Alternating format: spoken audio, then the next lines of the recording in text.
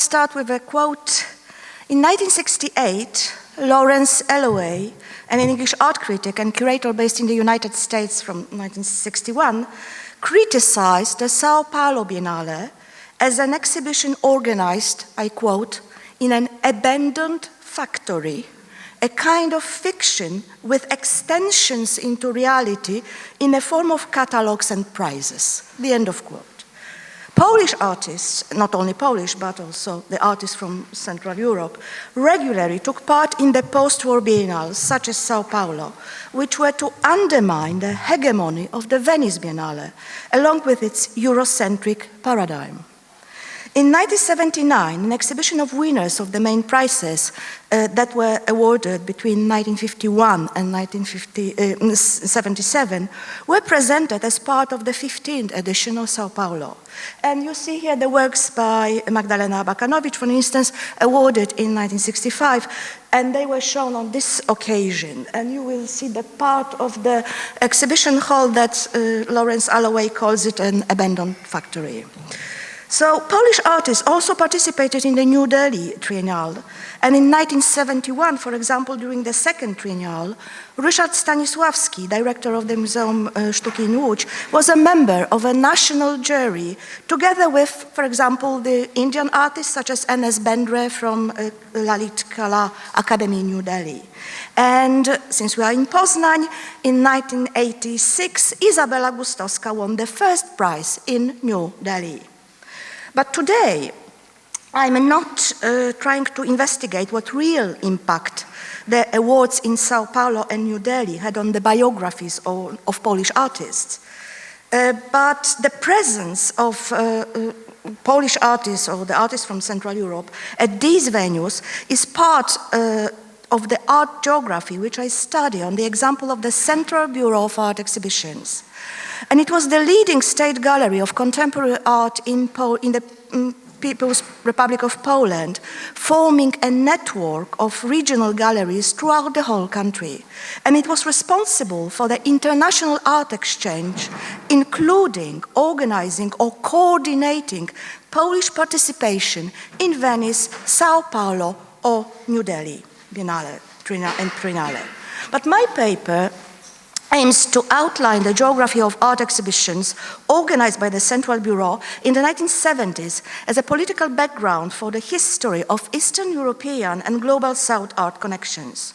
During 40 years of its existence, you see the dates up there, the Central Bureau organized over 800 exhibitions, approximately 20 per year, in its main gallery in Warsaw. The majority was exhibitions of Polish art, Polish and Soviet art, and the art of European socialist countries. Only 19 exhibitions by artists from the Global South, compared to 800 in total. It's a marginal number indeed. So that's why I put kind of the invisible Global South in my title. So, and yet the exhibition chronology allows us to delineate interesting art geography. Since the 1950s, most exhibitions have come to Warsaw from Cuba, 6 of them, and Mexico, 5. In the 1970s, the Central Bureau presented 3 large group exhibitions, 2 from Cuba and 1 from India, which I choose today as case studies. And these were large exhibitions from the collections of national museums, it also meant that they were part of official cultural diplomacy or art exchange. And of course, post-war bilateral relations between Poland and Cuba and India had completely different rhythm, kind of economical backgrounds and different historical scopes. So here you see, for example, one of the Cuban exhibitions. Diplomatic relations between Poland and the Republic of Cuba were established in April 1960 because even in 1959, just after the revolution, the Soviet Union doubted Cuba's ability to resist American aggression.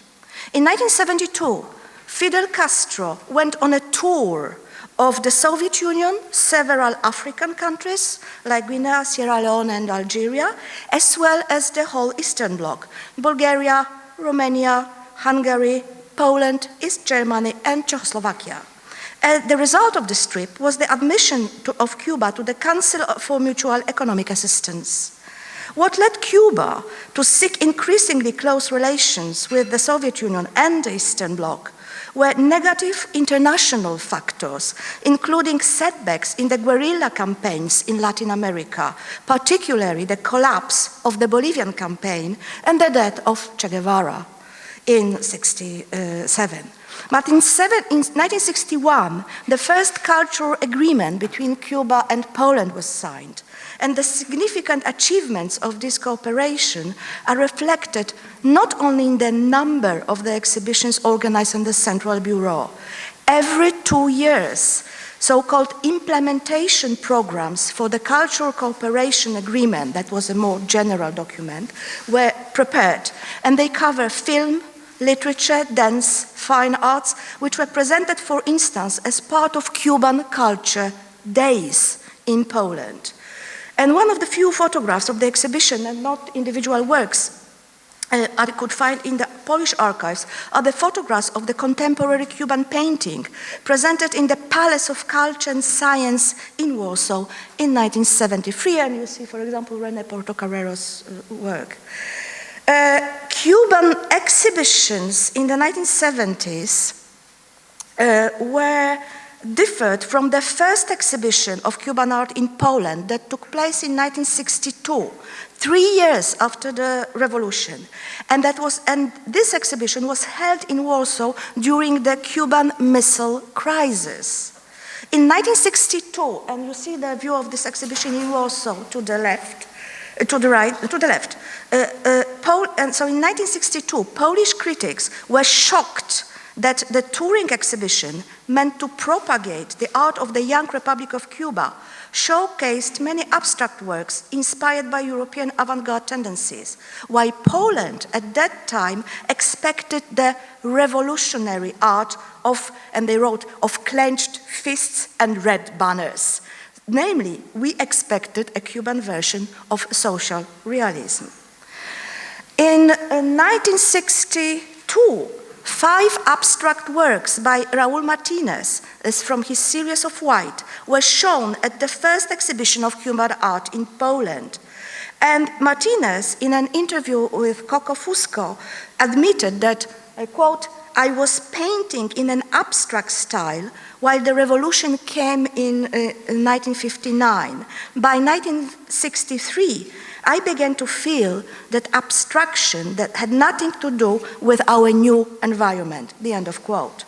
But at the exhibition in Warsaw in 1976 and in subsequent years, his new works were shown and often reproduced in the official Polish press, and we have to remember that it was censored. So, for example, portraits of Che Guevara, but these were optimistic pop art works. And I'm shocked by the fact that actually they look like American pop art, and they were published in a censored Polish press only because the Cuban art was so broadly popularized and kind of tolerated. So Cuban, and let me see here what we have. Cuban exhibitions from the second half of the 1970s were organized after a period in Cuban history commonly called the Gray Years, so from 1971 to 1976, when economic and cultural copies from the Soviet bureaucracy had a really great importance. So it was a time when artistic idioms, similar to the dogma of socialist realism, were imposed in more or less visible fashion on Cuban artists. And of course, some artists resisted, but Martínez was able to develop his aesthetic interest by adopting the language of pop art. So he was one of the several artists whose work kind of cultural officials, both in Cuba and in Poland, kind of found unproblematic at that time. But the 1976 exhibition, however, had an ambition to show a panorama of Cuban art, including the art from before the revolution. So, for example, here you see the kind of black and white photographs in the Polish catalog, juxtaposing the Leopoldo Romanak's Seascape from 1920, together with a new work by Raúl Martínez, Always Che, very known work from 1970, and sorry, I couldn't resist to find you color pictures, because this is the problem, that these exhibitions were usually kind of reviewed in a Polish press. It's so colorful, it's so exotic, while what we have in the archives, these are black and white photographs of it. So, and then another interesting example. Since the first exhibition in Poland of Cuban art in 1962, works by Servando Cabrera Moreno have been regularly shown in Poland. So kind of regardless of the gray years, he continued to explore his fascination with social themes. And of course, he was very much welcomed in the socialist countries. But an iconic image of Cuban visual culture, which often visited Warsaw, was the portrait of the national poet, Cuban poet José Martí. His portrait was reproduced, as we know, on Cuban stamps, but also in Poland in many reviews of Cuban exhibitions. So the same painting, which is kind of an iconic for Cuban art of that period, appeared as a part of Polish visual culture at that time. The 1979, so you see, for example, the next exhibition, that the same portrait was shown in Warsaw in 1976 and in 1979. 1979, this exhibition celebrated the 20th anniversary of the Cuban Revolution. So as with the 1976 show, a selection of works from the National Museum of Fine Arts in Havana traveled here again. And here you see, for example, in the Polish press reviews where the views of the exhibition were reproduced with official delegations, for instance, with the Cuban Vice Minister of Culture, Rafael Almeida. Many famous works from the National Museum in Havana have also been reproduced, such as Domino Players by Jorge Archer, or the renowned painting representing Jesus Menendez, a Cuban sugar worker, trade union leader, and a communist political activist struggling to defend sugar workers' pay and conditions. He was murdered in 1948, and again, it's one of the iconic paintings from Cuba. René Portocarrero was I would say from a Polish perspective that he was at that time a Cuban export artist, because he had many exhibitions in Poland and I guess in our region. So he was a regular participant in exhibitions of Cuban art sent to Poland. For example, in 1979, his works were shown in a collective show and at the same time at the individual exhibition entitled Showing His Series of Carnivals. 10 minutes for Cuba, and I'm sorry, 10 minutes for India. Diplomatic relations between Poland and the Republic of India were established in 1954. But in 1973, Poland and India signed declarations of friendship and cooperation during Polish Prime Minister's visit to New Delhi.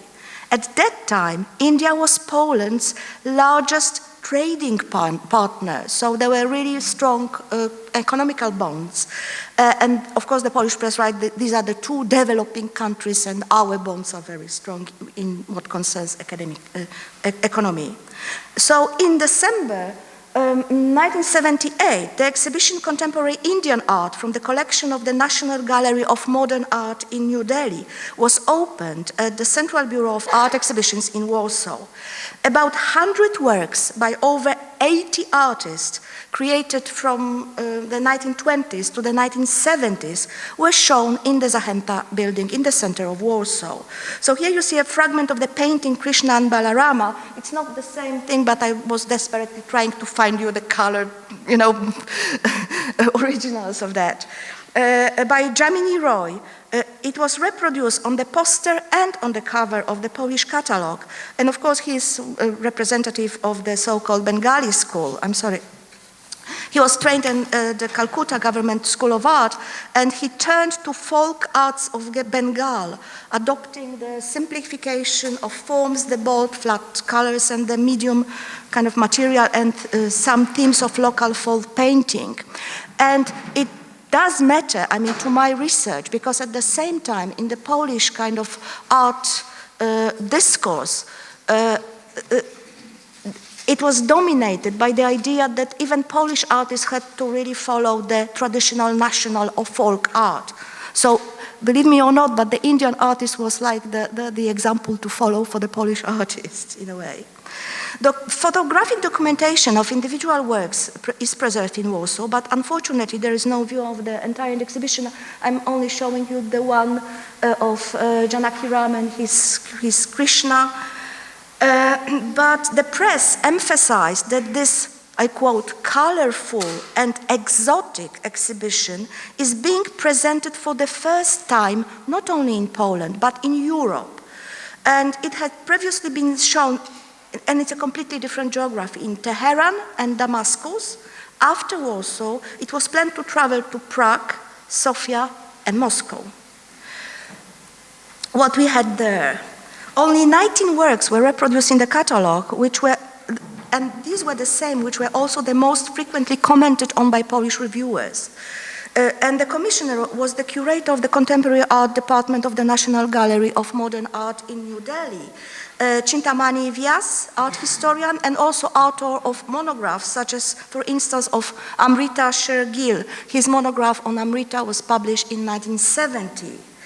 And you see Amrita's reproduction and Rabindranath Tagore to the left, some color here. And the author of the catalogue introduction was Laxmi Sihare, also an art historian and writer, known, for example, for his research on, and this is important also for my kind of tracing the colonial and post-colonial arguments on this occasion. He was the author of the dissertation on Oriental influences on Kandinsky and Piet Mondrian, and this dissertation was written in 1967. And actually, it's just a footnote, but I've discovered that he was also the co-curator of an exhibition in New Delhi organized in 1972. It was sponsored by IBM. It was the first exhibition of Western computer art in India. And I talked to Rashmi that was actually, that in India there was no computers at that time. So that's how it works in a way. Or maybe there were several only for military use. Roy's Krishna and Balarama was the most often reproduced work in the Polish press, together with what you see, Amrita's camels, and the Krishna we saw just a minute ago. And Polish critics were mostly writing about the pioneers of modern art in India. So you have at least two of those pioneers, that is Roy and Amrita Sher-Gill. So, for instance, about Jaluni Roy and his work inspired by Bengali folk art, Polish critics wrote that it resembles Polish Highlander folk motifs. On Sher-Gill's work, of course, they compared it to Paul Gauguin, but the latter remark was no different from the typical contemporary comments about the work of Amrita, who was born in Budapest, as we know, from a Sikh father and a Hungarian Jewish mother. And in 1929, she joined the École des Beaux-Arts in Paris. Of course, Rabindranath Tagore, a recipient of the Nobel Prize for Literature, was one of the few artists Polish critics recognize and being important for Indian art. They write, for example, that great poet Tagore was fond of German expressionism and French surrealism in his painting. But in 1978, Polish reviewers emphasized not so much his fascination with the visual arts as, I quote, his struggle of representing Indian intellectuals to reevaluate native cultural traditions against the British colonizers. The end of quote. Other works that were very often reproduced was, for example, the contemporary works from the 1960s and the 1970s, but actually these were reproduced quite rarely in the Polish press. One of the exceptions was the painting here by Bikash Bhattacharjee. it is important that this picture appears on the review in the Polish press. It was a huge review and very interesting in what concerns its argument, because the title says a borrowed face. So that's the title of the Indian Exhibitions Review in the Polish press, which summarizes, I would say, very kind of patronizing arguments with a strong colonial undertone, I must admit. So slowly concluding, let me quote a longer passage from this review. I quote, "Only a few paintings could be called Indian, rooted in Indian culture. The others could just as easily have been painted in Paris, New York, Brussels, or Rome. The abstract color game has nothing to do with Indian reality. What was presented at the exhibition kind of strikes with its imitation of Cubism or Impressionism."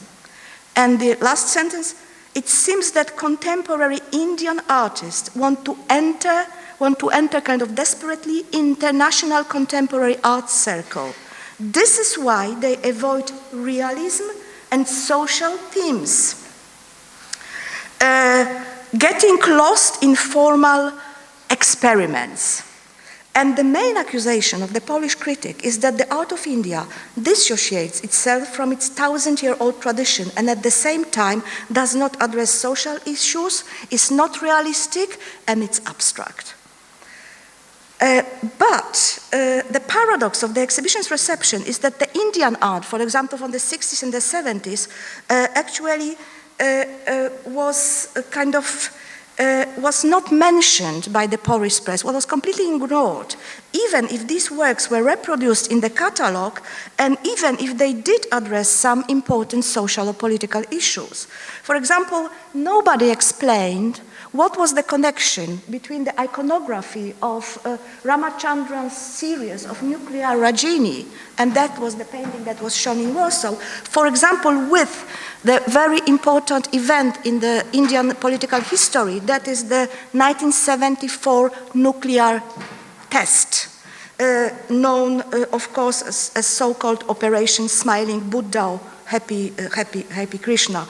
And in the press, that one was kind of described as a peaceful nuclear explosion. One of the few works from the 1960s that received commentaries in the Polish press was, for example, the painting by Paniker, Words and Symbols.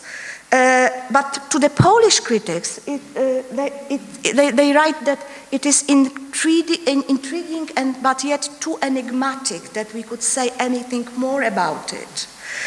And the quotes that attract my attention in all these reviews, of course, contain arguments about imitation or belatedness with reference to contemporary Indian art. And these notions are related to the linear time of colonial modernity, so much questioned in the contemporary histories of Central and Eastern European art, but also in Parta Mitter's revisionist book, his book on the triumph of modernism, India's artists and the avant-garde. And he gives this chronology, so that's the book about the art between 1922 and 1947. And of course, 1922, in this context, is the year of the exhibition of Bauhaus artists in Calcutta, including Klee, Feininger, and Johannes Itten. So today, in the edited volume, The Bauhaus in Calcutta, this event is described as a kind of smooth transmission from the west to the east. But in 1978 Poland, the Calcutta exhibition kind of perceived as a kind of founding moment for modern Indian culture, was mentioned in some reviews, but in a different tone and as an example of European influence upon Indian art. Moreover, praising realism and social local national iconography were typical arguments for official art and art criticism in Poland.